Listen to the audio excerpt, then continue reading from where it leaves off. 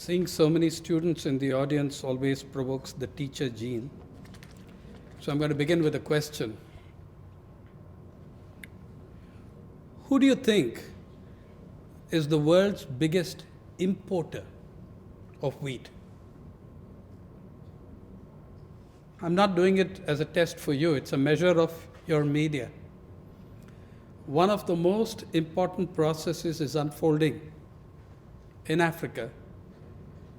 How much of the discussion have you seen around the African uprisings that tells you that one of the big drivers of those uprisings is food prices? The biggest importer of wheat in the world is Egypt. 20 million tons in the last 20 months, or in 2 years, 20 million tons. So when food prices soar, people pay an incredible price. In Egypt, the average Egyptian citizen spends far more as a share of his or her income on food than people in comparable countries. For instance, in Brazil, if you were in Brazil, you would spend 17% of your monthly income on average, national average, on purchasing food. If you live in Egypt, you will spend much more than twice that. 40% of your income goes on food. How important do you think has been the emphasis of the media on food prices as a major problem in these countries? Did you get that impression from your media? You can't.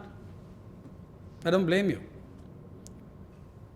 But it is, now don't you think it adds some perspective to what's going on?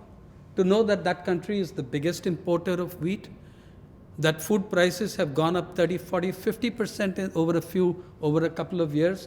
Also, one of the last things Mubarak did in desperation, 6 weeks before he was ejected, was to reintroduce price controls, which he had removed under the orders of the structural adjustment program put on him by the World Bank and the IMF with renewed vigor in 2004.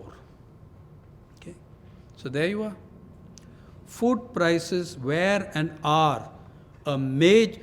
Have we forgotten already that in 2008, because I think the meltdown wiped out everybody's memories.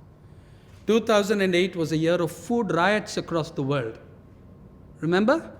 They were the highest. For the first time, you saw the Western middle classes worrying about food prices in April to June 2008.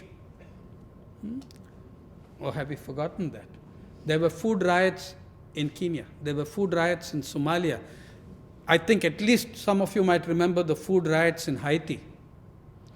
2008, the Food and Agriculture Organization of the United Nations tells us, was the record highest price rise on the FAO's food price index. But you know something? It got obliterated. In 2010, it was even higher. Midway through 2010, the food price index registered a 32% increase in a matter of months. And that was much higher. 2008 produced food riots. 2010 produced regime change. Okay. It's not that these were the only factors. Not at all. There were many political factors, compelling internal factors, but they needed a spark. They needed something. Don't write off what food prices and the role of food is, and I'll explain why. Now, incidentally, another country, how many of you can name the African country that was completely self-sufficient in cereals in the 1970s and becomes one of the most major importers of food in the world? Yemen. 1970s, completely self-sufficient in cereals.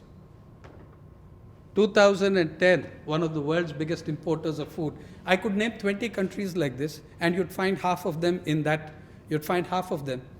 situation that you're seeing now in Africa. So it's that, democracy is very important. The politics of it is very important, but there was a major driver called hunger, food prices.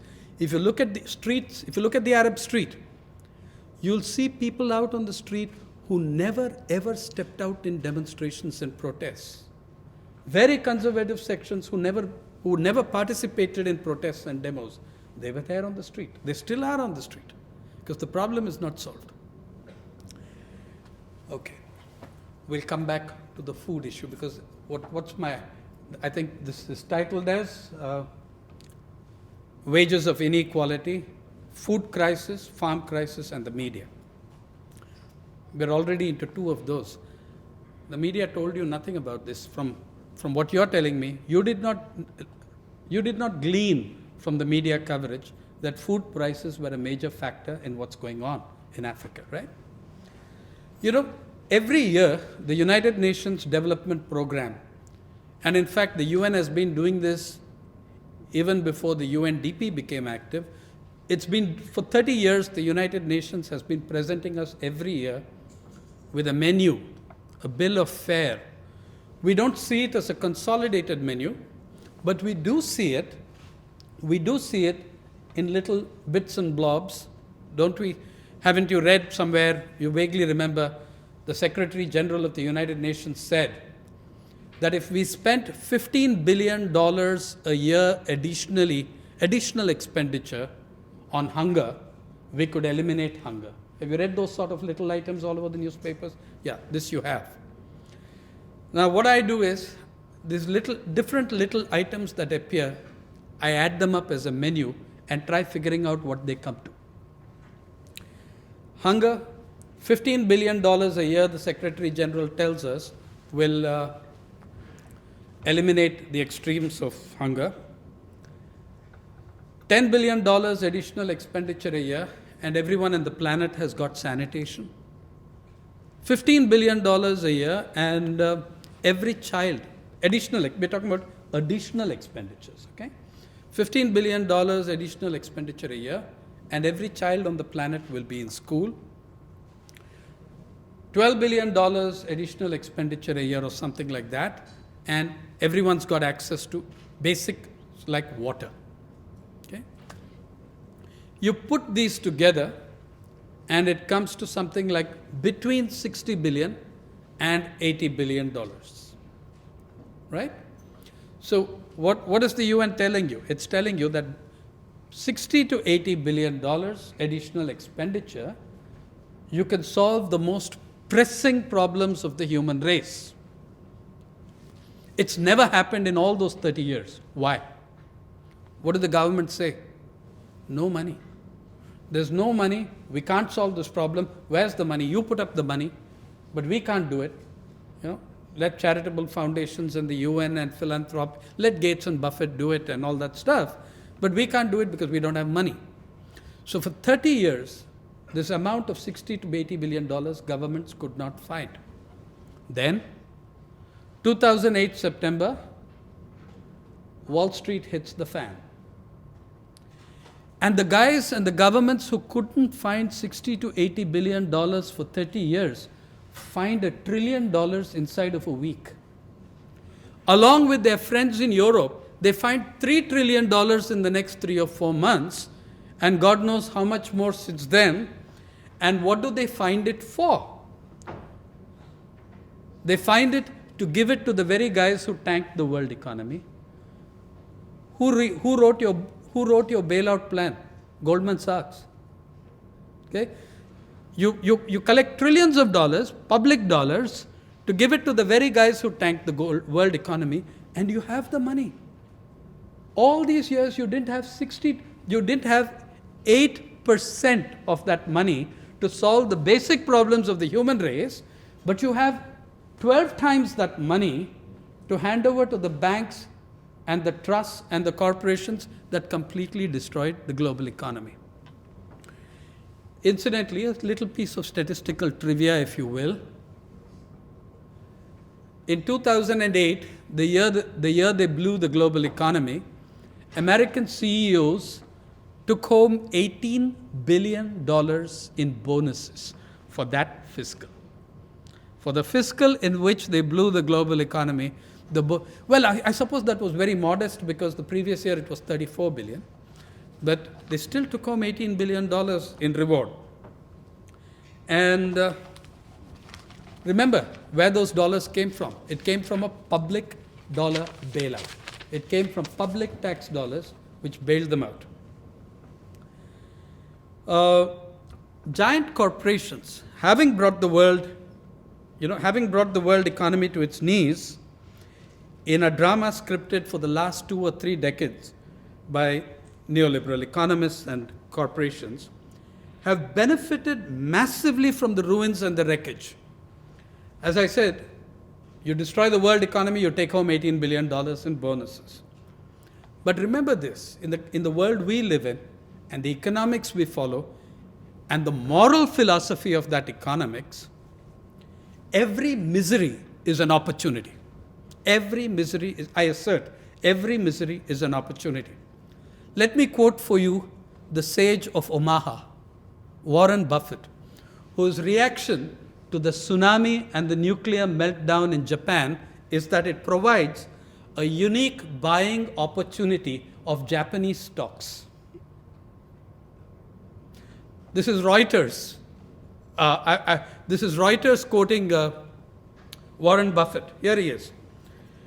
Immediately after after Japan's nightmare tragedy, he says, if I owned Japanese stocks, I would certainly not be selling them. Frequently something like this, something out of the blue like this, an extraordinary event creates a buying opportunity, and he advised his friends to invest because the Japanese companies are, on their knees, the stock prices are down, this is the time to buy. Actually, he's right. I don't know, I think 6 years ago, Bob, when I spoke here, soon after the tsunami, I pointed out, I don't know if any of you were present at that talk, you look too young to have been around there. Immediately after the tsunami, it struck me then, and ever since then, in every natural calamity, I, a non-financial journalist, follow the stock markets whenever something terrible happens, because they start doing very well after a week. Buffett was right. 1 week after the tsunami, as the damage was really unfolding, we knew, for instance, that Indonesia had lost nearly 250,000 people. 11 countries were devastated by the tsunami. 11. Out of those 11 countries, 5 have significant stock exchanges. India, Indonesia, Sri Lanka, Thailand, and Malaysia. Yeah, Malaysia, Thailand, Sri Lanka, India, and Indonesia. Now what happens? 1 week, everything is devastated and at a standstill. Then, these very stock exchanges register the highest gains of stock exchanges anywhere. Why? The smell of reconstruction dollars, the smell of the money that comes out of that misery. When Warren Buffett is saying invest in Japanese stocks, he knows what he's talking about. He's talking about that rapid pace of reconstruction that's going to take place means billions of dollars in contracts. So if you are smart, you're going to put money where the Japanese stocks are, because the reconstruction will begin. And we all know that the Japanese are pretty good at it. They're very efficient people. When the reconstruction starts, it will be massive. So he says, buy those shares now. In 2004, December 26th, the tsunami hit those 11 countries. Those 5 countries were devastated. And you know what happened after the devastation? From the first week after the devastation, the Sensex, which had never broken out of the 4,000 bracket, the sensitive index of the Bombay Stock Exchange, which had never broken out of the 4,000 bracket, crossed 6,000 and never looked back. It's today scaling around 20,000. It never looked back. That was the breach point. The composite share index of the Colombo Stock Exchange, of the CSE, reached to within 16 points of the highest, which was in the year of its founding. Indonesia, the worst affected nation, 250,000 people dead, the stock exchange is rocked by the earthquake and the tsunami,